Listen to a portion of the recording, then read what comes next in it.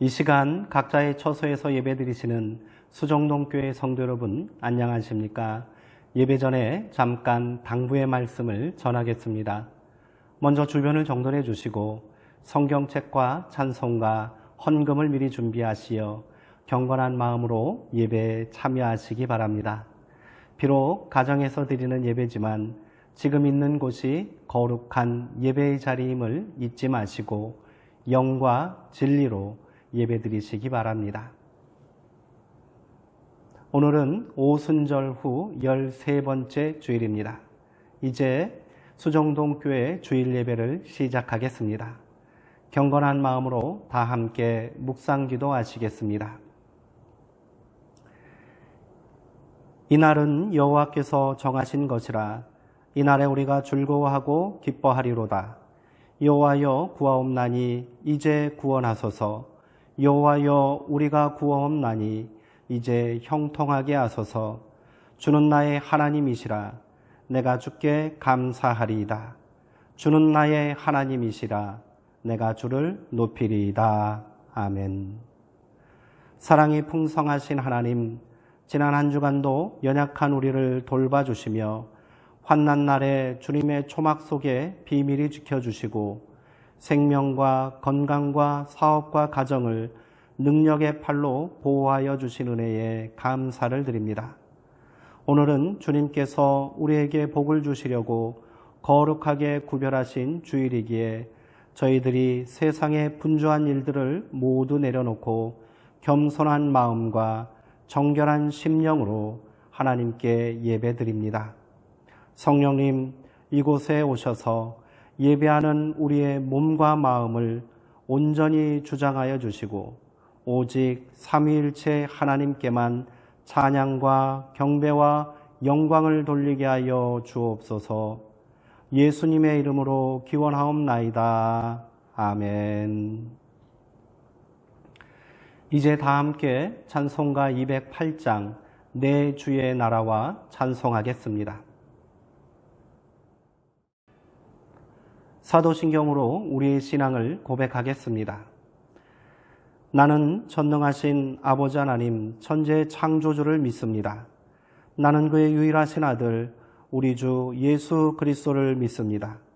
그는 성령으로 잉태되어 동정녀 마리아에게서 나시고 본디오 빌라도에게 고난을 받아 십자가에 못 박혀 죽으시고 장사된 지 사흘 만에 죽은 자 가운데서 다시 살아나셨으며 하늘에 오르시어 전능하신 아버지 하나님 우편에 앉아 계시다가 거기로부터 살아있는 자와 죽은 자를 심판하러 오십니다. 나는 성령을 믿으며 거룩한 공교회와 성도의 교제와 죄를 용서받는 것과 몸의 부활과 영생을 믿습니다. 아멘. 이 시간 배수만 장로님께서 기도해 주시겠습니다. 막바지 무더위 속에서도 우리의 속사람을 강건케 하시고 풍성한 삶을 허락하시는 하나님께 감사드립니다. 우리로 하여금 열악한 환경에 시들지 아니하고 하늘에서 부어시는 은혜를 사모하게 하시니 감사합니다. 이 시간 각자의 처소에서 하나님 품으로 나아온 우리 모두에게 성령의 은혜를 풍성하게 부어 주옵소서. 주님께서 보시기에 합당치 못한 우리의 마음과 생각을 십자가의 보혈로 깨끗하게 씻어 주시옵소서. 우리의 영원한 생명 되신 주님, 주께서 우리 삶의 주인이심을 믿습니다. 다른 사람들이 만나지 못한 주님을 우리가 만날 수 있게 하시니 감사합니다. 그러므로 이제 우리는 주님의 말씀과 사명을 따라 땅끝까지 주님의 증인이 되는 교회와 성도가 되길 소망합니다. 하늘의 모든 영광을 포기하시고 우리를 구원하시기 위해 이 땅에 내려오신 주님, 주님이 우리와 함께 하셨던 것처럼 우리 역시 복음을 필요로 하는 사람들과 함께하게 하옵소서. 함께 울고 함께 고통을 나누며 그리스도의 사랑을 전하는 교회와 성도 되게 하시옵소서. 코로나19 전염병의 재확산으로 일상생활에 어려움을 겪고 교회는 예배와 모임이 힘들어지고 있습니다. 누구의 잘잘못을 따지기 전에 우리가 먼저 하나님 앞에 바로 설 수 있기를 원합니다. 전 세계의 전염병이 왜 창궐하는 것인지, 하나님의 뜻은 어디에 계신 것인지, 이런 상황 속에서 우리는 어떤 믿음과 어떤 모습을 갖추어야 하는지 기도와 묵상, 회개와 반성으로 성찰하게 하옵소서. 분명한 것은 이웃 사랑이 하나님 사랑이며 이웃의 건강과 생명을 위해 내가 최선을 다하는 것, 이것이 성도와 교회가 마땅히 해야 할 일일 것입니다. 나부터 개인 위생을 철저히 하고 방역당국에 적극적으로 협력할 때 우리가 바라는 소중한 일상도 회복되리라 믿습니다. 우리와 늘 함께 하시는 주님께서 성도의 건강과 가정을 지켜주시길 기도합니다. 또한 주의 말씀만이 우리를 새롭게 하실 수 있사오니 주의 종이 전하는 말씀으로 우리를 깨뜨리시고 다듬으셔서 성령의 사람으로 거듭나게 하옵소서. 섬기는 삶의 본을 보이신 예수님의 이름으로 기도드립니다. 아멘. 오늘 우리에게 주시는 하나님의 말씀은 마가복음 1장 21절에서 27절까지 말씀입니다. 신약성경 53쪽에 있습니다. 이제 제가 하나님의 말씀을 강독하겠습니다. 이것은 하나님의 말씀입니다. 하나님의 말씀에 경청하시기 바랍니다. 그들이 가버나움에 들어가니라. 예수께서 곧 안식일에 회당에 들어가 가르치심에 뭇사람이 그의 교훈에 놀라니 이는 그가 가르치시는 것이 권위 있는 자와 같고 서기관들과 같지 아니함일러라. 마침 그들의 회당에 더러운 귀신 들린 사람이 있어 소리질러 이르되 나사렛 예수여, 우리가 당신과 무슨 상관이 있나이까? 우리를 멸하러 왔나이까? 나는 당신이 누구인 줄 아노니 하나님의 거룩한 자니이다. 예수께서 꾸짖어 이르시되 잠잠하라. 그 사람에게서 나오라 하시니 더러운 귀신이 그 사람에게 경련을 일으키고 큰 소리를 지르며 나오는지라. 다 놀라 서로 물어 이르되 이는 어찌미냐? 권위 있는 새 교훈이로다. 더러운 귀신에게 명한즉 순종하는도다 하더라. 아멘. 예수께서 꾸짖어 이르시되라는 제목으로 하나님의 말씀을 나누겠습니다. 본문은 그들이 가버나움에 들어갔다라는 말로 시작합니다. 가버나움은 위로의 마을이라는 뜻을 가지고 있답니다. 마가복음 서두에서 인용한 위로하라, 내 백성을 위로하라라는 이사야 40장의 말씀이 자연스럽게 연상되는 지명입니다. 마가는 이곳 위로의 마을 가버나움에서 예수님께서 첫 번째 기적을 행하셨다고 기록하고 있습니다. 그날은 안식일이었고 거룩한 예식이 진행되는 회당 안이었습니다.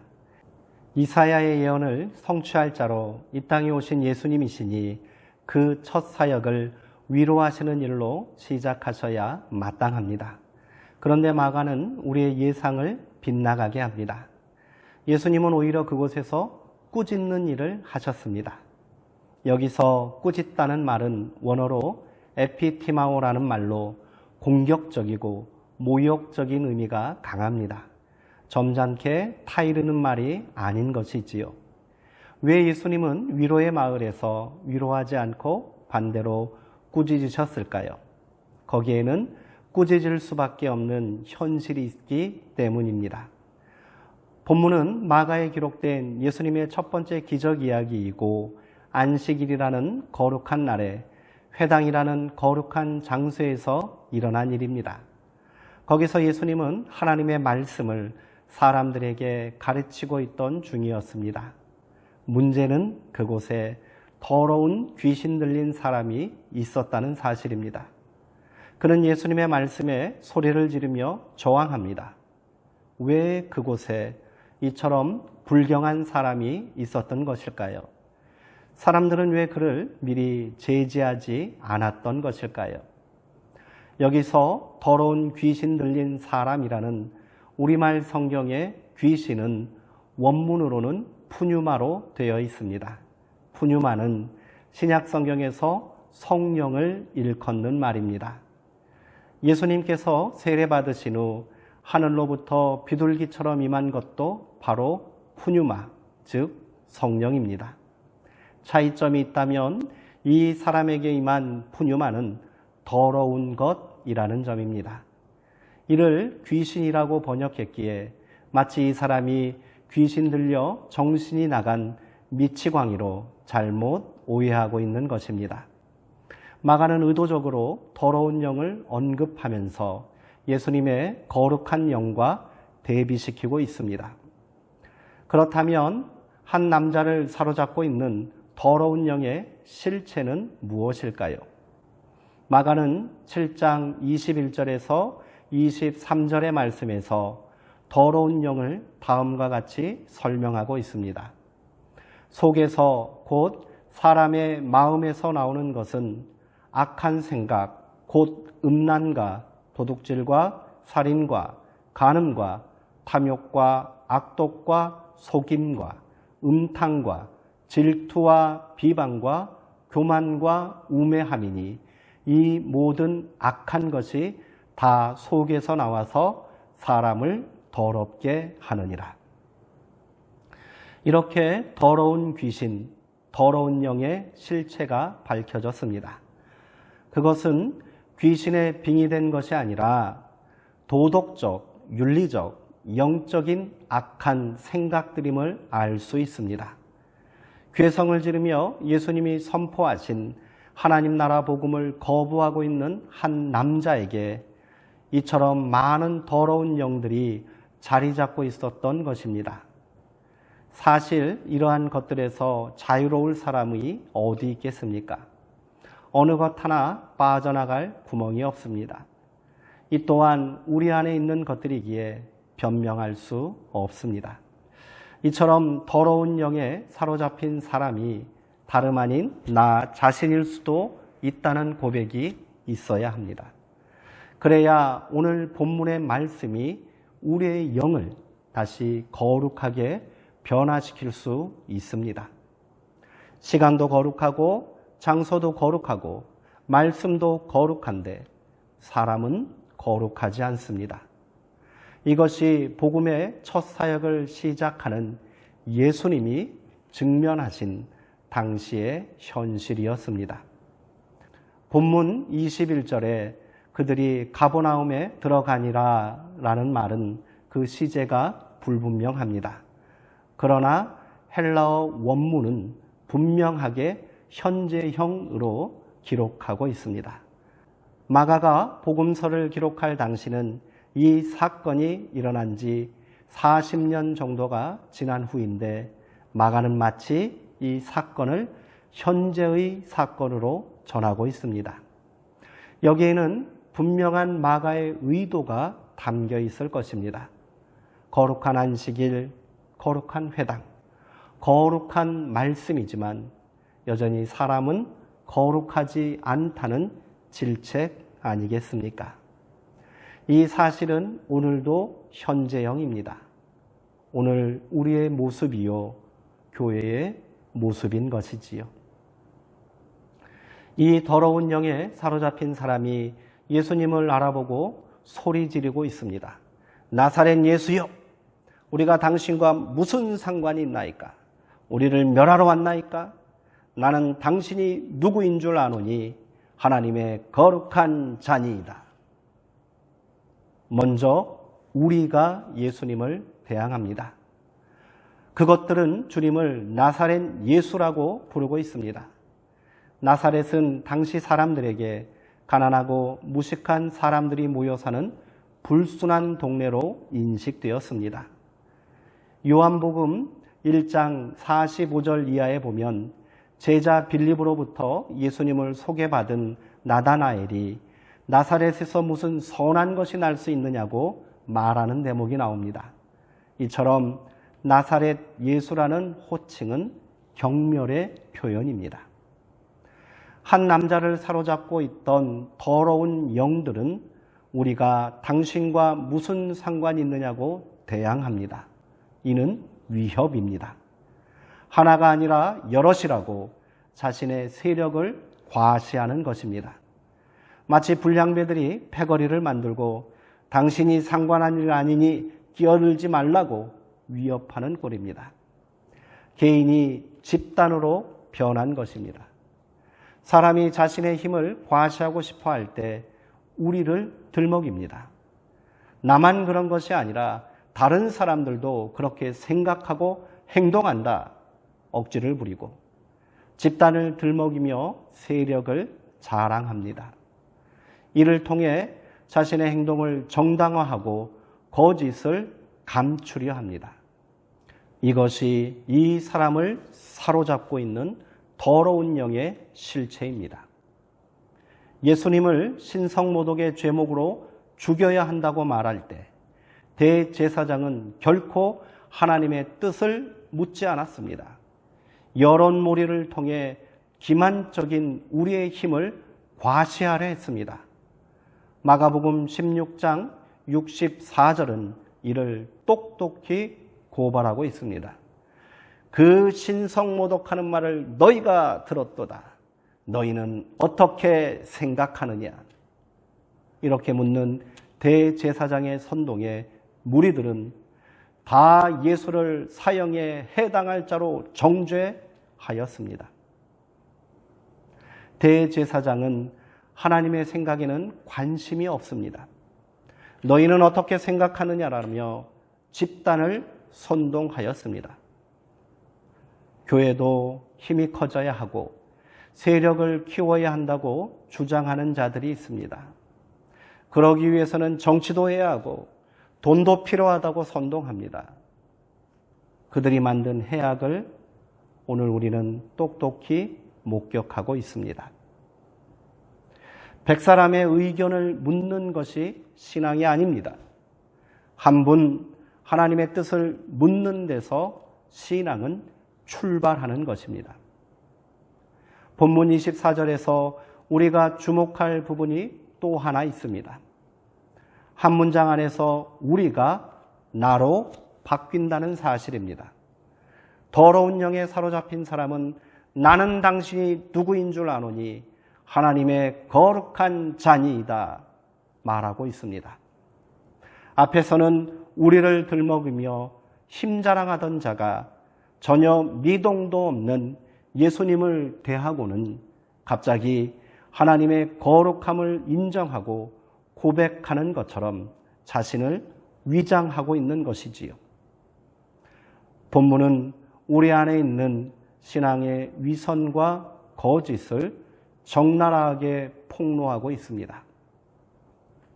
이 한 사람만이 더러운 영에 사로잡힌 것이 아니란 말입니다. 그날 회동에 있던 모든 이들이 그럴 수 있고요. 오늘 우리도 그럴 수 있다는 것이지요.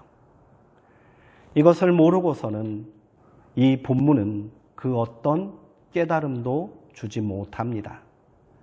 그저 귀신 들린 사람 하나가 있었구나. 예수님께서 귀신을 쫓아내어 그 사람을 고쳐주셨구나. 이렇게 생각한다면 그 묵상은 하나만한 것입니다. 야고보는 내가 하나님은 한 분인 줄 믿느냐? 잘 하는도다. 귀신들도 믿고 떠드느니라. 이런 말로 행함이 없는 믿음을 책망했습니다. 하나님이 한 분뿐이심을 믿고 예수님을 하나님의 거룩한 자라고 고백하지만 내 안에 있는 우리는 여전히 더럽기만 합니다. 입술로는 하나님을 믿는다 하고 믿음 좋은 척, 거룩한 척 세상을 살고 있는 우리의 모습을 정직하게 돌아보길 원합니다. 우리 역시 더러운 영들에 사로잡힐 수 있는 연약한 존재입니다. 그렇다면 과연 우리는 이 더러운 영들을 어떻게 물리칠 수 있을까요? 세상살이가 다 그런 거라고, 인간이 다 거기서 거기 아니냐고 모른 척 눈 감아주면서 값싼 위로의 말을 전하면 더러운 영이 사라지겠습니까? 그것은 오히려 더러운 영들과 타협하는 것입니다. 우리 예수님은 어떻게 하셨을까요? 본문 25절을 다시 한번 읽어보겠습니다. 예수께서 꾸짖어 이르시되 잠잠하고 그 사람에게서 나오라. 더러운 영에 대하여 예수님은 타협하지 않으시고 값싼 위로를 하지 않으셨습니다. 주님은 조금도 물러서지 않고 엄하게 꾸짖고 계십니다. 그 사람에게서 나와라! 예수님의 꾸짖으심에 더러운 영이 그 사람에게서 나갔다고 성경은 기록합니다. 더러운 영은 타협의 대상, 위로의 대상이 아닙니다. 꾸짖음의 대상일 뿐입니다. 바로 이 꾸짖으심이 안식일 회당에서 행하신 주님의 첫 번째 치유의 사건이요 가르치심이십니다. 본문은 예수께서 안식일에 회당에서 가르치시던 중에 일어난 사건입니다. 처음 예수님의 가르침을 받던 사람들의 반응은 어떠합니까? 22절에는 그의 교훈에 놀랐다라고 기록되어 있습니다. 여기서 놀랐다는 말은 헬라어 ek플레소입니다. 이는 압도당할 정도로 충격을 받게 하다라는 뜻입니다. 이 충격에 더러운 영들이 예수님을 경멸하며 거칠게 대항한 것입니다. 그러면 예수님께서 더러운 귀신 들린 자를 꾸짖은 이후 사람들의 반응은 어떠했을까요? 27절에는 그들이 다시 한번 다 놀랐다라고 기록되어 있습니다. 그런데 27절에 사용된 놀랐다는 말은 22절에 그것과는 전혀 다른 단어입니다. 이 말의 헬라어 원형은 쌈베오입니다. 놀라서 마비시키다, 결박하다라는 뜻입니다.